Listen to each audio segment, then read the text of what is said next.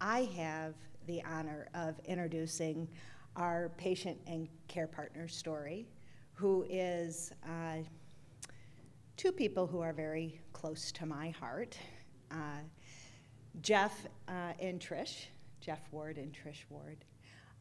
Jeff was a prior board member and my treasurer for many years, and I had the honor of learning from him under his expertise.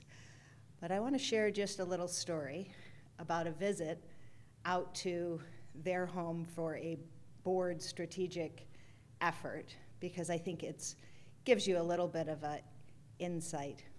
So Jeff's a cycler, you may learn more. Decided that we were going to go for a cycling event. I am not a cycler. First told me I had to put a hat on. I'm like, or a helmet. I'm like, a helmet? I grew up in the 70s. We didn't wear helmets. You want me to put a helmet on and, how am I going to do that over my hair? Anyways, I get it on. Out we go for this ride. I said, well, I've gone at most 6 miles, right? This is as far as I ride a bike. You'll be fine. We aren't going to go more than that. We should be okay. I said, well, I don't do hills. I'm not so well in shape. I'm not doing hills. It's flat here on the Cape, really. So out we go, and off Jeff goes, and I'm in the back. I get to a top of a hill where he's waiting, and then he goes. I said, well, you got to sit and relax, and I didn't. And off he went, and we made it. It was an amazing ride. It was fabulous. He got me out of my comfort zone. Amazing person, inspiring person, and his care partner, Trish, is a champion for Jeff and our entire community. So I am honored to bring to the stage and bring in front of you two people who just mean the world to me, Jeff and Trish Ward.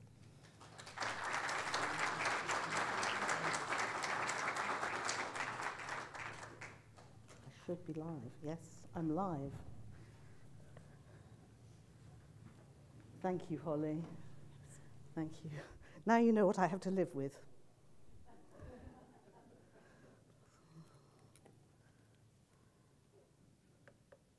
So here we are. This is about 6-7 years ago on the Barrier Reef. I'm Trish. I'm just turned 69, who is 71 in real life, but in his second life he's actually 2.5, which I'll explain a little bit more a bit later on. We're now both retired, but Jeff is an accountant, as Holly indicated, and I worked in the not-for-profit sector for most of my career. We have 2 wonderful daughters and 2 even more wonderful granddaughters. So that sets the scene of who we are. In 2001, so we're going back 23 years ago now, we noticed a small dime-shaped patch on Jeff's left cheek. We'd say an old-fashioned sixpence in England. We actually, one of the things I meant to say was we live in the UK. We are British-born, and we live in London. So there's this dime-shaped patch, and it comes and goes. And we're watching it and thinking, what's that? And the following year, Jeff is going through a very stressful time with his work. His mother is getting increasingly unwell, unfortunately, with dementia, and she then sadly passes away. So we think, these rashes that seem to come and go, probably stress-related. But after another year, 2003, I get fed up watching Jeff scratch away at these patches, and I suggest he's referred to dermatologist, as I call him, dermatologist number 1. Psoriasis is suspected, so he takes biopsies, prescribes cortisone creams. The rash persists, it develops in an area and in severity, and friends start to comment, and sometimes unwanted comments like, why don't you go to the Dead Sea and bathe in the mud there? I can refer you to an excellent Chinese herbalist, And for months we were making up these disgusting concoctions of twigs and Jeff having to drink it, and it stank the house out.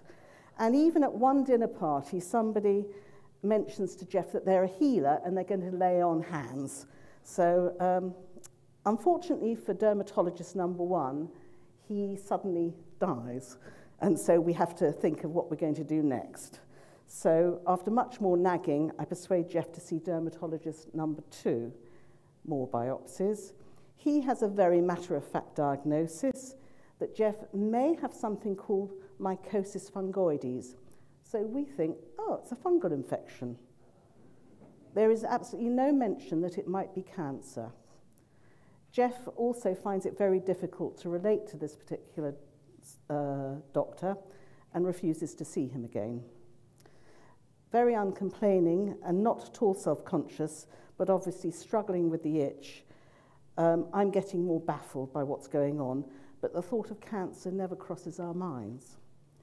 So by 2006, the rash has spread yet further, all over Jeff's body.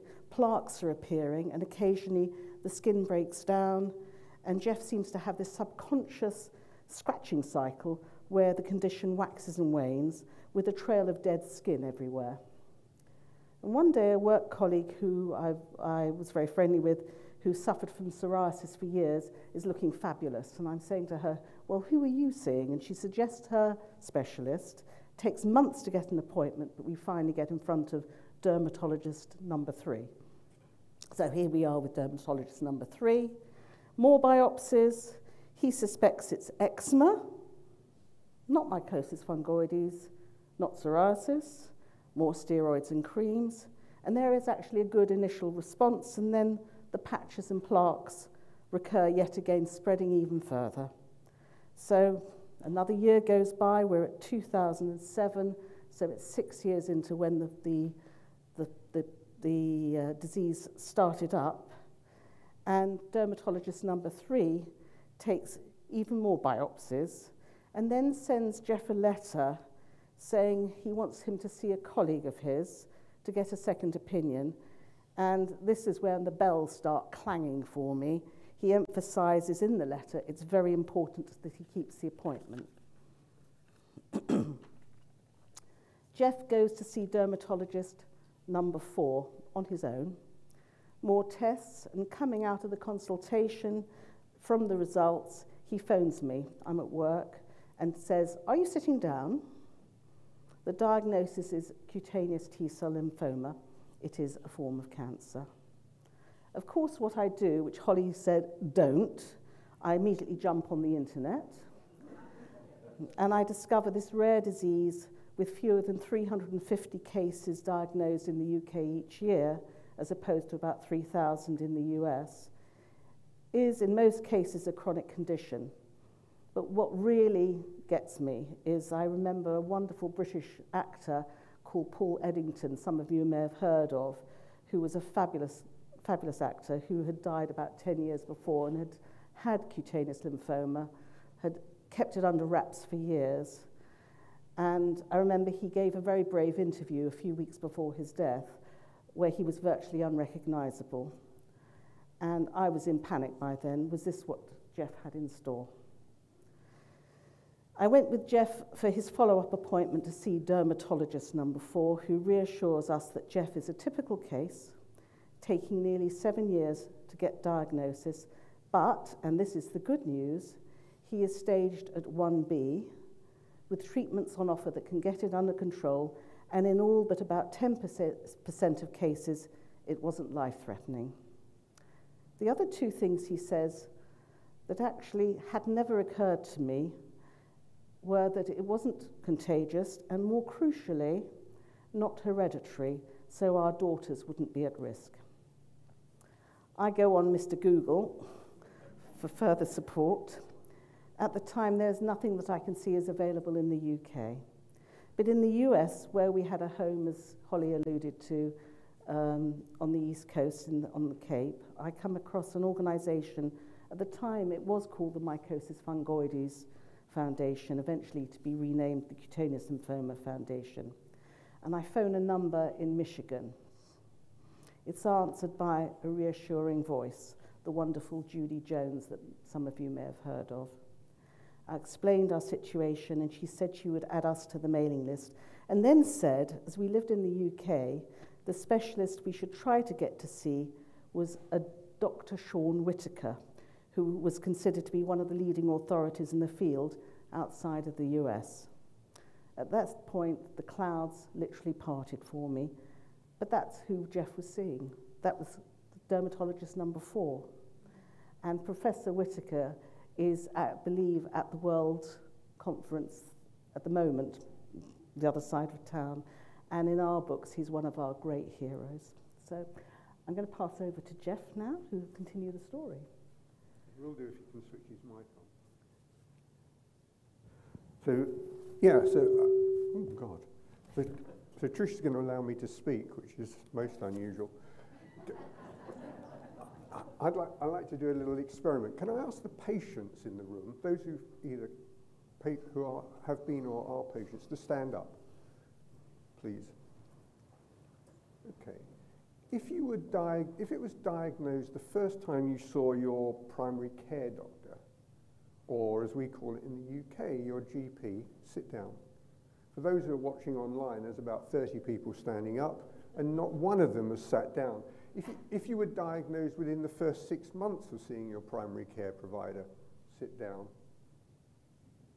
1. So you can see that my case is not untypical. It takes ages. Well, I think you better sit down, because otherwise we'll all be there forever. The reason being that if you were in the UK, the general practitioner has a 1 in 4 to 1 in 5 chance of seeing one case in his entire career, his or her entire career. Same in the US, it's about slightly less. It's about 1 in 4 or 1 in 3 to 1 in 4 will actually see one case in their entire career. It's really small. So diagnosis is difficult. It would be interesting to hear from Dr. Khan earlier that she only mentioned doing a short form of exercise, short amount of exercise, although she did mention yoga on a regular basis. To me, I think one of the key factors for all of this, if you can, is to stay really fit. And you'll see as we go through my treatments that that's made a massive difference. And in fact, Susan and I did a video with someone else, and we had a very similar backgrounds of staying fit by cycling, skiing, golfing, and doing all sorts of other things. So my first treatment was ultraviolet light, Sorolin ultraviolet A, so PUVA. And each day I would sit in my office, and I was very lucky because the light box was just around the corner to my office. So I would sit in the office, take the Sorolin tablet exactly 2 hours before the treatment, put on my ultraviolet glasses, and sit and continue to work until I had to walk around the corner. And I walked, of course, with the clothing that I was going to wear during the treatment. Now, you probably can see I'm not a unidexter. I've got 2 legs. And all I wore, of course, going into the light box was my ultraviolet light glasses and 1 sock. And I'll leave it to you to guess where the sock was for ultimate protection. So gradually the dose was increased, and it worked pretty well. This was the first treatment that Sean Whitaker had introduced, and he'd introduced me to another specialist, an oncologist named Stephen Morris, who unfortunately isn't here and is not at the Congress. But those 2 have been my specialists throughout. The problem with the PUVA was that we were increasing the dose and it was working quite well. But there's a limit to how much we can have. And in the UK, the limit is reckoned to be about 250 treatments or 1,250 joules per square centimetre. So they don't really want to give you that much more because it increases the risk of other cancers. And so that was then combined with bexarotene, which I'm sure a lot of the patients here, and we saw it earlier on Holly's slide, the targretin, and it's being advertised outside. And so working in combination, that worked pretty well. And so I continued to do that, and then came off the PUVA and continued the bexarotene. And actually on quite a high dose, I was taking 9 75 milligram tablets a day at one point. and most people are taking 2 or 3 tablets. We got that up, but there was a limit to how long this would last. And so, as Trish said, I was diagnosed in 2000, late 2007, early 2008. But by 2013, I'd been having, Dr. Morris had been giving me localized radiotherapy as well. So very low dose, but localized and targeted, particularly on this finger. I don't know why, but that finger didn't seem to recover. But other patches and plaques would be treated with the radiotherapy, and that worked really well. And then in 2013, having had the bexarotene, we moved on to low-dose total skin electron beam radiotherapy. Now, the advantage of the low dose was that it used to be 5 weeks of 4 days a week. Difficult to repeat that if you needed it later. I was able to do it for 2 weeks at 4 days a week. So, and I don't know if anyone else has anyone else had total skin electron beam radiotherapy here? Right. So if you remember, we had to stand in 6 different positions so that it hits every part of the body. And they do an upstroke and a downstroke. So of course I had to set myself a target, which was that I wouldn't have to, it was very precise positioning. I had to set myself this target over the 48 doses that I wouldn't have to be repositioned. I managed to get 50%. I got 24 out of the 48. The other thing about it was that they said to me, you're going to be very tired doing this. So if you like, because it was Monday to Thursday, you can come and stay in town Monday night, stay up, and then go home on Thursday. I said, no, I'll be fine. So the first day, of course, I went home, lay on the couch, because I was told I was going to be very tired. And I don't know why, but I was watching some daytime TV. And then the second day, on the Tuesday, I thought, well, I don't want to do this. So I got home and went and played 18 holes of golf. So I continued with that localized radiotherapy. And if anyone wants to see who hasn't seen what TSEB is like, Trish has got videos and pictures of my last day of that session. So if you want to see afterwards or at lunchtime, go and she'll show you the pictures of me being treated. Then all seemed to be kept under control. It was kept under control with this localized radiotherapy. And all seemed fine. But there we are in early November 2020. And I go and see Dr. Morris for one of my regular checkups. Every 6 months I'd go and see him. And I could feel a small lump under my left arm. I go and see him, and he suspects that it's moved to my lymph nodes and it's gone to stage 4. At this point, Jeff phones me.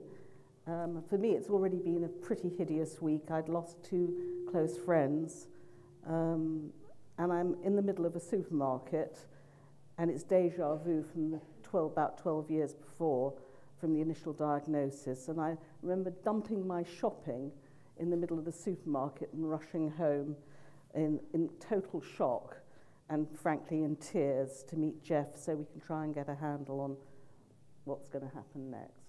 But you can see on the picture how the disease has affected him. That's just partially, it's on his face, but it covered his entire body at that point. So Dr. Morris isn't absolutely certain. So he sends me off for a PET scan on the Monday. We get the results very quickly. And I go and see him and Professor Whitaker. So I see them together. And I'm told that what we'll do is we'll have treatment with chemotherapy and then some follow-up with radiotherapy. But on average, the prognosis is about 2 years. So this is back in November 2020, unless they can find a bone marrow stem cell transplant. At this point, I'm still quite fit. And I jokingly say to them, right, we're going to do a bike ride. We're going to ride from London to Brighton. But you've got to remember, this is right in the middle of COVID. And in the end, we weren't able to do that. The following week, I go back, and they're then deciding which chemo I'm going to get. They discussed something called CHOP. I've no idea what that was, but it was a combination of chemos. and Professor Whittaker doesn't think my skin will stand it, so the decision is to use calyx, and I'm going to start that. And they then say to me, well, when is this bike ride? So I thought we were just joking. Anyway, we can't do that, so we fixed the bike ride for the end of my 10th session of chemotherapy. And they decide to come along, as will a couple of other my friends and one of the nurses. I'm also sent to Hammersmith Hospital, another hospital from Guy's, also in London, where I see another doctor, Dr. Palakanawanda. Now, almost difficult to call her Dr. Palani. She confirms that I'm fit enough, because I'm 68 years old at that point. I'm fit enough to actually be looked at for a transplant. And they put it onto the international register. At that point, I then have to go back for a whole load of tests. And the first of those items, Trish is with me, is that they take some blood. And normally it takes 4 or 5 vials. On this occasion, they took 17 plus 2 extra large ones. And we then go around the hospital for various other tests, so lung function tests, and I don't know, what else did I have? I had a heart test. Heart test and x-rays and all sorts of things. And they then put it on the international register while I'm having this chemotherapy. Of course, we're the first in the UK to have COVID injections. So because I'm considered vulnerable, on the 31st of December 2020, I get the first of my COVID injections. Now, of course, I'm sure lots of you have had COVID. How many of you have more than I have? Now, anyone think they've had a lot of COVID injections? How many people have had more than 5? How many of you had? 6. You're not in the same league. I've had 10. But we were given this because I was considered to be vulnerable. And then I've got to stay fit. In addition to doing the chemo every couple of weeks, I've got to stay fit because we're doing this bike ride on April the 17th. We're only going to ride 55 miles with 2,500 feet of climbing. So I've got to do this after I've had the chemo. So there I am sitting on the exercise bike at home, and I get this phone call from Dr. Palani. They've found 4 perfect matches, 4 10 by 10 matches. 3 of them in the US, 1 in the UK. And hopefully we can do a transplant in early June. The problem then comes that one of the first of the US, the 3 in the US are all male. The first in the US says he doesn't want to do it by giving the blood. So what they can do, and if I get this wrong, I'm sorry, I'm not an expert, but he has 5 days of injections and then gives it as plasma. He refuses to do that and is only prepared to go into hospital and under general anaesthetic give it as bone marrow. God knows why, but Dr. Palani doesn't want to use him because of that, because they're going to have to freeze it to bring it across the Atlantic. So he drops out. Number 2 says this is in early January, number 2 says he's not prepared to do anything until the 5th of September. And ultimately, when the 5th of September came, he dropped out too. Number 3 also dropped out. And number 4 was a 49-year-old woman in the UK who had children. And again, they didn't want to use her, so we're back to square one. But after 5 cycles, things have gone really well. I'm getting a partial response to the skin, and the lymph nodes perfectly clear. So we do the bike ride. I know I'm not supposed to, but I'm at the front. The second person from the right as we looked is Dr. Morris. In front of him is his son. The nurse who joined us is one of the chemo nurses. And on the other side of me is Professor Whittaker and a friend of mine who did the ride with us. We raised some money for their 2 research projects. And if you want to hear the whole story, it's actually on the Guy's Hospital London website. So we did that. And after a small break, when things are going well, I restart TSEB, and the plan then is to do 5 weeks of it, so go to the full dose. I tolerated it the first time really well. Second time round, I'm struggling. And after 4 weeks with Dr. Morris away, I just can't cope with it anymore. So Professor Whitaker says, well, look, you've had 4 weeks. This is what I look like. I wasn't always that handsome. And that's the effect it's had. And he says, look, you've had enough. Let's stop. And you can, we'll stop now and see how we go. The skin improves, right? And I'm wearing dressings all over. You haven't seen pictures of the legs, but one of my legs, actually my left one, the skin hasn't completely recovered. It's still very thin. But I was wearing all sorts of dressings, and each evening I was having to bathe for about half an hour in a bath with a mild solution of potassium permanganate, right, which seems to have no impact. I think this was one of the hardest times for us. As you see, I mean, Jeff's skin looked pretty awful and was weeping a lot of the time, and he was in constant pain. I actually, with the potassium permanganate, one evening I put a little bit too much in, and the poor guy was in agony all night long. I felt consumed with guilt about that. So there he is, and still no designated donor. Jeff struggling with his skin, and the worst thing was that he was now having wobbles about whether to proceed with his transplant. His argument was that if he was 30 and he had an expectation of, say, another 50 years, there wouldn't be any question. It would be a no-brainer. But he was in his late 60s, and he wondered if it was worth it for a year of pain, and what would he actually gain if it didn't work. Personally, I felt an incredible lifeline was being thrown, and so I went into what I call the tough love mode. And I was brutal. I actually said that if his decision was not to proceed, he would have to tell the children. I couldn't do that. I felt that was really harsh but necessary.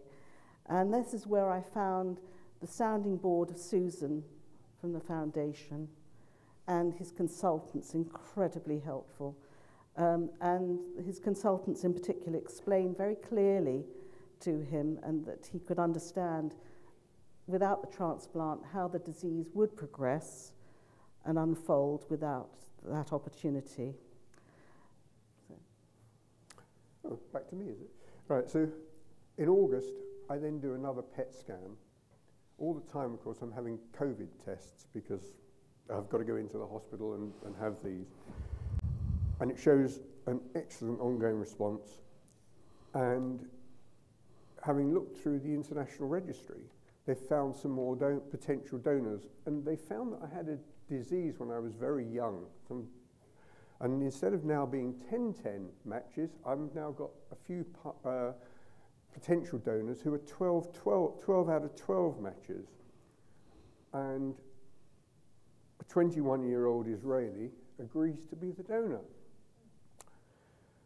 We don't know who he is. I can find out eventually when I do have the transplant because his number is on the bag, but I couldn't tell that. So all this, as I say, during the pandemic, and it's planned, I'm going to go into hospital. And on Friday the 17th, I return for a further COVID injection.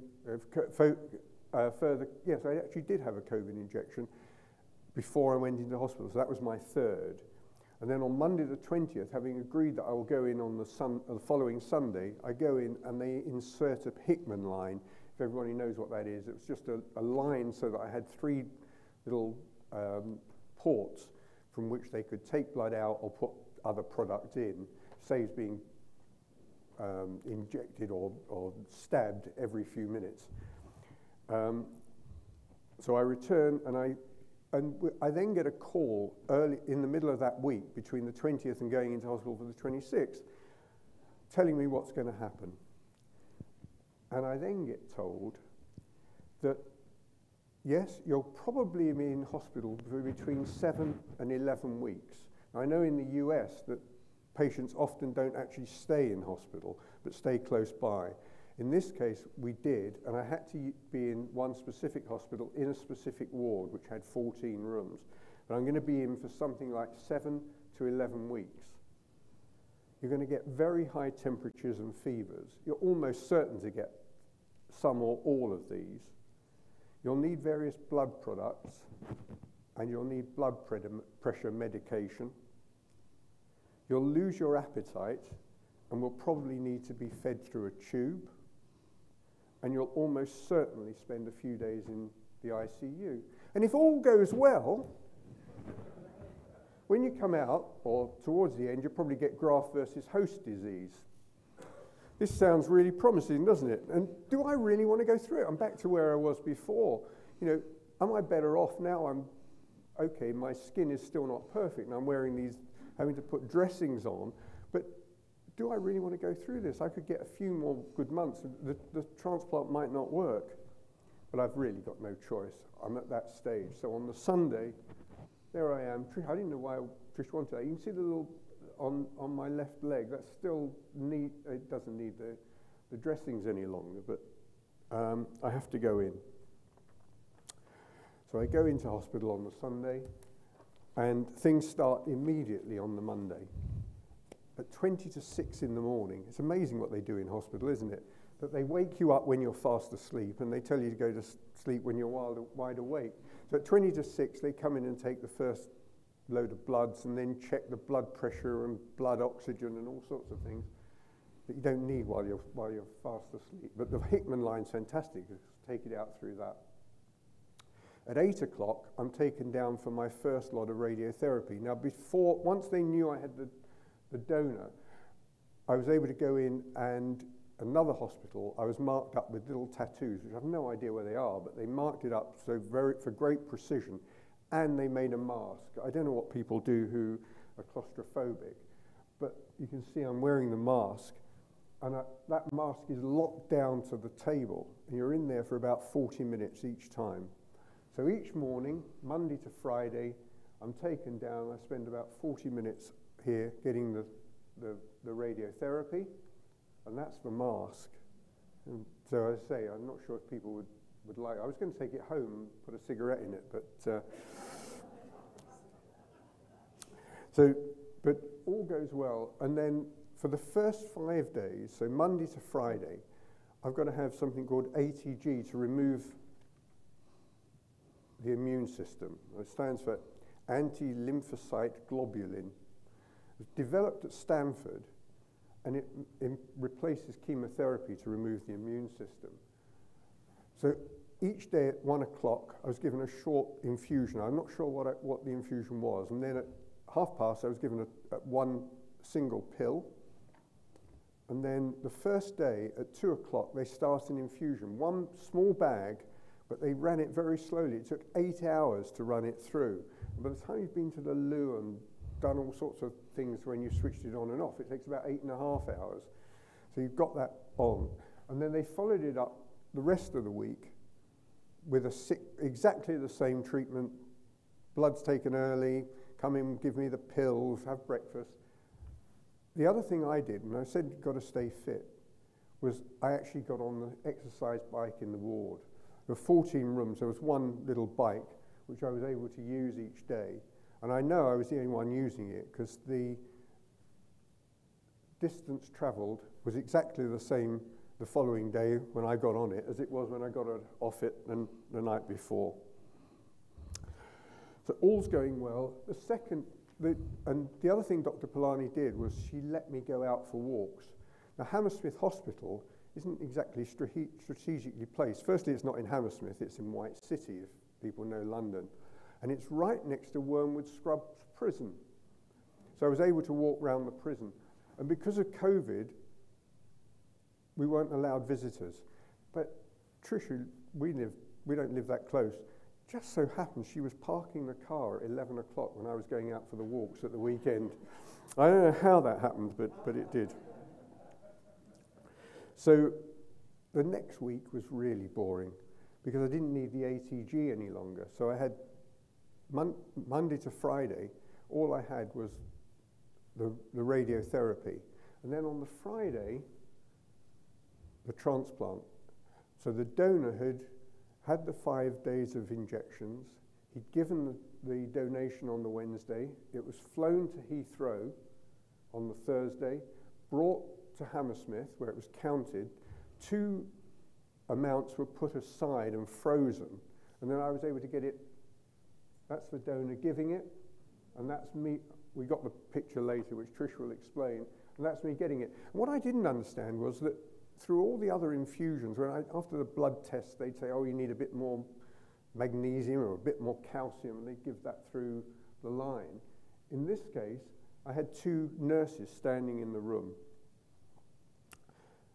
and that went really well. It's amazing they couldn't do one very long line from Tel Aviv to London. We could have done it without that. All was going well, and remember, I was supposed to be in hospital, and I've got all these things that are going to go wrong. I've not had any of them. I got a high temperature one evening, and they gave me Tylenol or equivalent. The rest of it, I had none of the blood products. I didn't lose the appetite. I didn't whatever. And I'm convinced that staying fit really helped. One of the nurses said he'd done 200. He'd seen 200 transplant patients. I was only the second one that hadn't had any of the problems that had been described. And also, since coming out, I don't think I've had. Dr. Polani thinks I might have had graft versus host disease, but we're not aware of it, and we don't know how it. I've not had to have any treatment for any of it. So all's going well. The only problem is, when can I leave hospital? I've only been in there 3.5 to 4 weeks, right? And all my bloods now are at the levels at which I can leave, except for the neutrophil, right?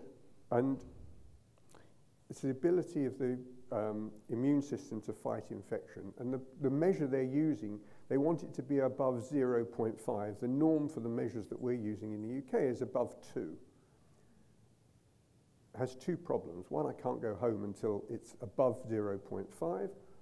And also, until it gets above 2, I can't eat some of my favorite foods, the raw, sushi and sashimi, and my favorite, steak tartare. So I can't have any of that until we can get the levels up. On the Saturday, it's still at 0.4. My consultant, Dr. Polani, is now in Malaysia because her father's not well, but I've got another specialist looking after me. Sunday, it's still 0.4. Monday, it's still 0.4. And Tuesday is our granddaughter's 7th birthday. I've got to get out. This will be my 30th day in hospital. Remember, I'm supposed to be in there 7 weeks. He says to me, well, look, I can give you an injection. I can get the nurses to give you an injection this evening. It's got 0 side effects if you only have 1 dose, and it should boost it. So, of course, I have the injection. 5:40 on the Tuesday morning, they come in and take the bloods.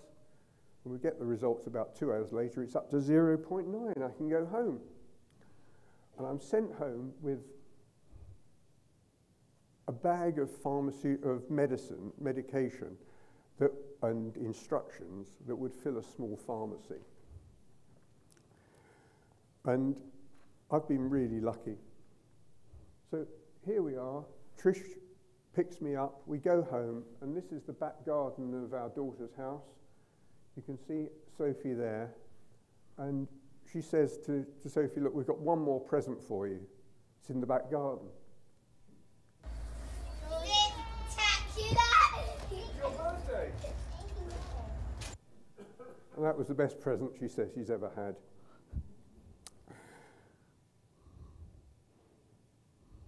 We continue with the tests. I have to go back to have blood tests every week, once a week at least, because they've got to change the dressing on the Hickman line. And then on the 20th of December, they decide to take it out. I don't need it. They kept it in case I needed some top-ups or they needed to do other things, anything else. So on the 20th of December, they decide to take it out, and she introduces me to Velma, who's going to take this out. So I go downstairs in Hammersmith Hospital, and I say to her, oh, do you do this regularly? She said, well, I did one last week. It took 2 of us to pull it out. Oh, thank you very much. She says, yeah, lie on this bed. And they lay me on the bed with my head below my feet. And she says, now breathe in, breathe out. She put a little bit of anaesthetic around it. Breathe in again, breathe out. Oh, she said, here it is, would you like it? And I said, no. That was the end of it. And so gradually the blood tests have lengthened. It's now, the last one will have been 6 months ago when I go back in May for the next one. The hope was that after 60 days, I'd be about 60% donor for blood and T cell. After 63 days, I was 98% one and 99% the other, and I've been 100% of everything since. Susan produced a video, which is on the CutaneousLymphoma's website. It's a really good video if you want to watch it, because it stars me and this other guy, Joe Carey. Amazing technology, because the person producing the video was in New York. Susan was asking the questions from Philadelphia. I'm in London, and Joe is in Arizona. But we've done that. Everything's gone really well. And there we are, exactly 1 year after the transplant that's actually in Zion Canyon, where we'd done a bike ride. But unfortunately, I caught an infection there and ended up back in hospital with pneumonia for about 4 days. But over the period since then, I've had, as I said, more COVID injections. I've had all my childhood vaccinations again over the last year. So I've had polio, diphtheria, MMR, hepatitis, and pneumonia, and Shingrix. So I've had everything now, and I don't need any till 2028, apparently, my next lot, apart from the COVID. So that's where we are. And nowadays, I'm off all the medication. I take 1 thyroid pill every day, and penicillin morning and evening, and that's it, down to nothing. So have we got time? Are we okay for time? So,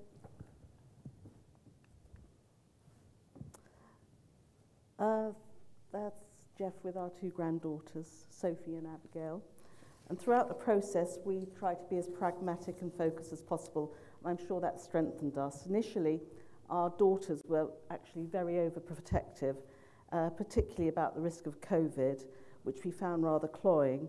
And Anna, our elder daughter, also struggled with the impact of Jeff's health breaking down on our grandchildren, who adore their grandpa, as you can see. We hadn't really no idea how he'd cope with the treatment, but as luck would have it, he sailed through it all with little ill effect, with his bike ride as the goal, especially the chemo. But I think it's important to note that we had important and practical decisions to make. And as I said, the difficulty Jeff had in weighing up whether to proceed with the transplant, but there are other things that we needed to address too when he got his prognosis, which was ensuring that our affairs were in order, wills, powers of attorney, and generally simplifying things. I suppose it's a salutary lesson of doing things when you want to rather than when you have to. Another key decision, which was one of the hardest ones again, just after diagnosis, was when Jeff announced we should sell our US home earlier, much earlier than we originally planned. And halfway through the process, he became upset and actually really angry and wanted to pull out from the sale. And though hard though it was, I went into tough love mode again and said we had to proceed. It's quite obviously the loss of a place we both loved, together with what we might have to face in the future, was incredibly painful, most of all, of course, for Jeff. But conversely, I felt a sense of relief that I wouldn't have additional responsibilities if things became critical. The worst part of the treatment wasn't the actual transplant. It was the grueling and at times excruciating radiotherapy, leaving Jeff with the running sores and deep ulcers. And I think this was the only time that I felt that he was becoming a bit depressed. And at one point, he actually said he didn't want the children to see him because he looked so awful. But once the treatment was over, his wounds started to heal. And that summer, whilst we were waiting for the transplant to become available and was being put back time on again, month after month, we took the opportunity to treat ourselves to a few nice trips in the UK. I mean, that's one of the advantages of COVID. We got to see more of the UK than we'd ever seen in our lives. And the other thing was that whilst we were doing that, we were being careful not to expose Jeff to infection. So any big events, family weddings and stuff, we steered away from. But in the backs of our minds, we also knew it was only a finite time that the radio and chemotherapy could hold the disease back whilst waiting for a suitable donor. The other disturbing worry, as Jeff outlined, was the barrage of risks and outcomes. Professor Whitaker at the outset had warned us and even quoted that one of his patients regretted having had his transplant because of the long-term side effects of graft versus host that he'd been left with. But what made, I feel, a massive difference were friends and family who kept in regular touch, offering practical support, such as driving Jeff to and from treatment. I wasn't allowed to stay with him whilst he was having his chemotherapy in hospital, so that definitely helped. A close doctor friend of ours, from the day of diagnosis until even now, phones virtually every single day to check on Jeff and myself. All those genuine gestures, big and small, have been incredibly helpful, and I kept reminding myself not to sweat the small stuff. I knew that Jeff was getting the gold standard of care. We were so lucky that we also, through Susan and the CLF, we had the opportunity to tap into what was available in America. And Jeff's fellow board members were wonderfully supportive at the CLF. So they were all touchstones. And today is an opportunity for us to say thank you to you all and how much we appreciate what you've done for us. But of course, the question on everybody's lips, and maybe on your lips now, is would we get an opportunity to know Jeff's donor and eventually meet him? As Jeff said, all we knew from the outset, and as you saw from the photograph, it was a 21-year-old Israeli male.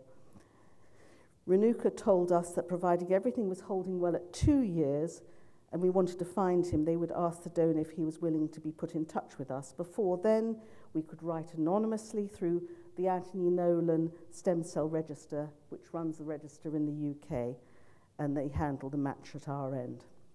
So at the end of year 1, Jeff writes a message of thanks, anonymously, number to number, to say he's doing well, but we hear nothing back, and actually we found that really rather disappointing. We subsequently discovered the message never reached the donor. But what we did find out was that the donation was taken at the Hadassah Hospital in Jerusalem. As you saw previously, on Jeff's first anniversary, his first birthday, we were in Utah cycling. The second anniversary of Jeff's transplant was on the 8th of October 2023, last October, Jeff's second birthday, and we were on another cycling trip. This time we were in Puglia in Italy. I can highly recommend it. That morning, though, news reports were emerging of appalling atrocities committed by Hamas in Israel and the impending breakout of war in the region. And it all seemed utterly surreal. There we were, cycling through these beautiful olive groves in southern Italy in autumnal sunshine, and I had an almost visceral need to know who Jeff's donor was, whoever he was, whatever heritage he had, and to know he was safe. So on return to London, we asked the transplant team at Hammersmith for permission to get the ball rolling, but we heard nothing by mid-December. So with Renuka's blessing, we approached the UK register ourselves, and within 24 hours, Jeff had a form to complete, giving permission for his data to be shared. The $6 million question, of course, is, would the donor want to do the same? 24 hours later, Jeff is shouting for me to come up to his study, and there on his computer screen is a response. His donor had, by return, agreed to share his details too, and we had all the necessary information to make contact. And his name is Gilad. And there is Gilad. There were 2 phone numbers, but we were so overwhelmed with excitement, after 2 years we could make contact. If we'd only just taken a couple of more moments to think it through, of course, what we should have done was text first to say, we're calling from London, Jeff's the recipient of his donation, And why should somebody want to pick up a call from an unknown number from abroad? So it wasn't picked up. So we called the second number, and after a few rings, a woman with an English accent answers the phone. By then, Jeff finds it almost impossible to talk, so he shoves the phone at me to explain the reason for the call.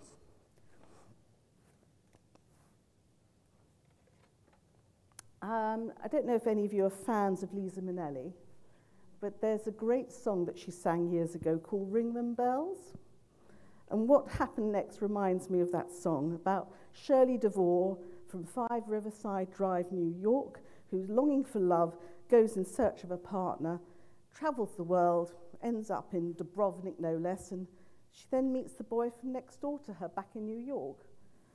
And incredibly, at the 7th attempt of finding a suitable and actually the best possible donor on the worldwide register, Jeff ends up with someone from a family that was originally from England who had lived less than 5 miles away from where we live now.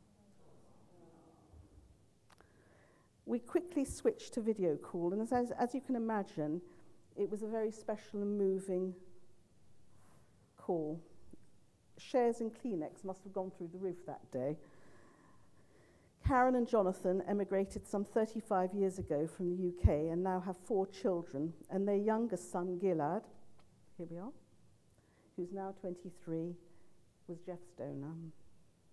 Then Jeff wrote to Gilad, "Apologies for not contacting and thanking you sooner, but in the UK we can't be given details of our donor for 2 years after transplant, and even then we had to pull some strings to get your details. It was great to speak to your mother this morning, and in future we'll share many stories and details of our respective families. I cannot ever thank you enough, but let's hope we can meet and I can try then." And Gilad responded by return, "I too have been wondering who was on the receiving end of my donation, and after not hearing any answers after a year, which is the policy in Israel, I guess they just didn't want to make contact."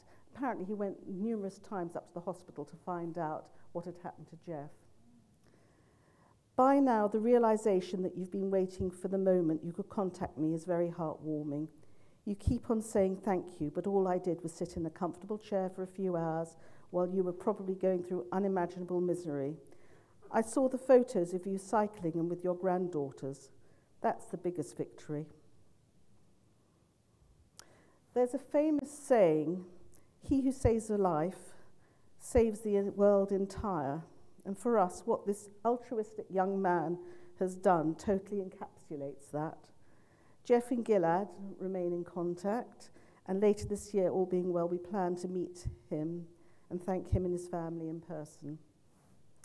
So together with all who made Jeff's successful treatment possible, his fantastic medical team, the caring support from the CLF, our wonderful family and friends, Gilad's gift of life has enabled Jeff to have a great response. We recognize he's been incredibly lucky, and he has more than defied the initial prognosis of 2 years. And if he gets to 5 years post-transplant, Renuka has told him that it is considered a cure from such a frustrating disease that he's had to live with for so long. So to end, we thought you'd enjoy seeing the following photo. This is taken of Jeff about 2 months ago, having fun in Whistler.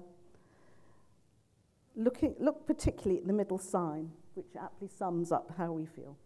Thank you.